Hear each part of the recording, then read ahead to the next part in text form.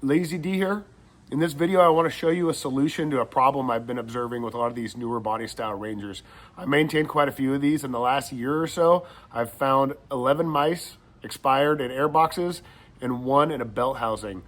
These mice can get in there, and until they expire, they'll chew on stuff and kind of make a mess. In addition to that, if you ever have one that is in your belt housing, it's caught up in that, it can be kind of a greasy mess and could lead to premature failure of that stuff. So ultimately what we want to do is keep rodents out of our machine as much as possible. Let me show you why this happens and then what my solution is. When Polaris updated to this body style in 2018 and 2019, they updated where the engine air filter and your clutch housing gets its supply air from. So on these models under the hood, the engine air is pulled in from here and the clutch housing air is pulled in from here. What I see happen is, because these are just a cutout notch and it's like a straight plastic tube that's kind of slick inside, rodents occasionally will fall down in there and they can't get back out. So they'll travel down this ducting towards the rear of the machine and they'll end up in either your air box or your clutch housing. So you can see the clutch housing's attached there.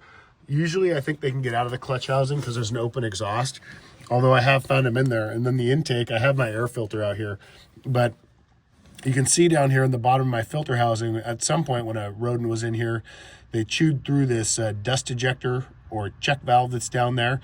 This is to let water out if it gets in your air filter housing, but prevent dirt and dust from getting in on a regular basis.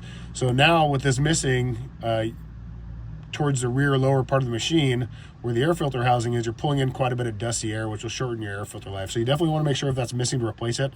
I'll put the part number for that piece in the video description, maybe a link if I can find it. So if you need to replace that, you can.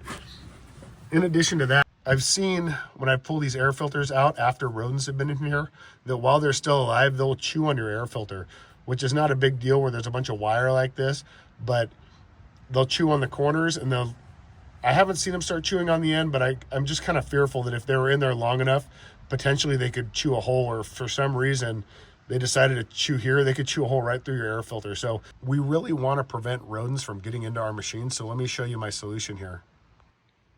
Here's my solution. It took me a while to figure this out. I measured these a few times and tried to figure out if I could put air filters on here.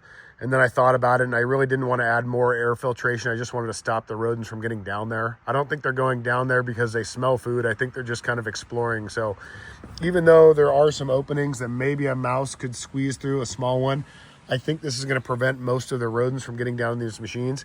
These are actually 3-inch or 3.5-inch gutter guards. I'm going to put a link for these in the description, but you can get like a 10-pack for like $10. And this is actually 2 on each one, so it would take 4 to do a machine. They don't fit all the way around, so I kind of have them overlapped in the section that's over the notch in the tube. That way, you know, try to make these holes a little bit smaller, but as you can see, there's still some large ones. But I think this is a good solution, cheap enough, and it's easy to do. Let me show you how I did that. So super simple to install these, barely need any tools.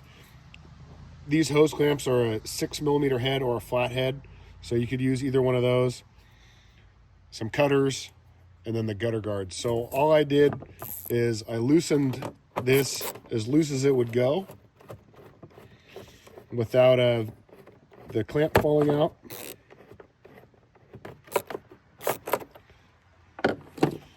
And I got one of my gutter guards, and I kind of put it on there for reference to see how tall it was going to be. And in my case, it ended up being quite a bit tall, right? And this is probably going to be the case for everyone, all the gutter guards you get. So all I did was take these snips, and I should measure, but it's about probably 1.5 inches or so up. I'm taking out, it's kind of hard to see. How can I get a background? So right there, I'm going to clip. So I'm going to go ahead and clip these all the way around real quick.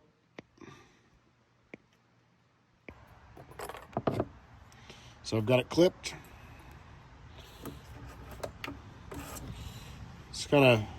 This stuff's pretty easy to work with, very pliable. So I'm gonna kind of make sure none of these are sticking out kind of bizarre, so they fit on here in between the plastic down here and the hose clamp.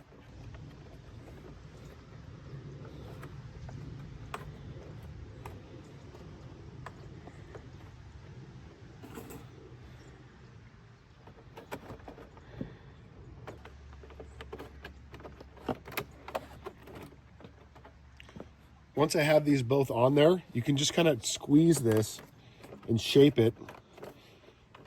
And this will flex enough that it'll all kind of straighten out how you want it. Give it a nice, you know, shape so it's not so bulbed out on the upper part of it.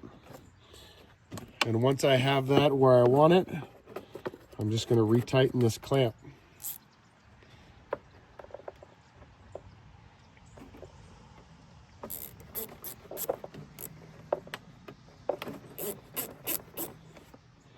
I'll try to get the clamp to go in kind of where it used to be, so it'll have a nice snug fit.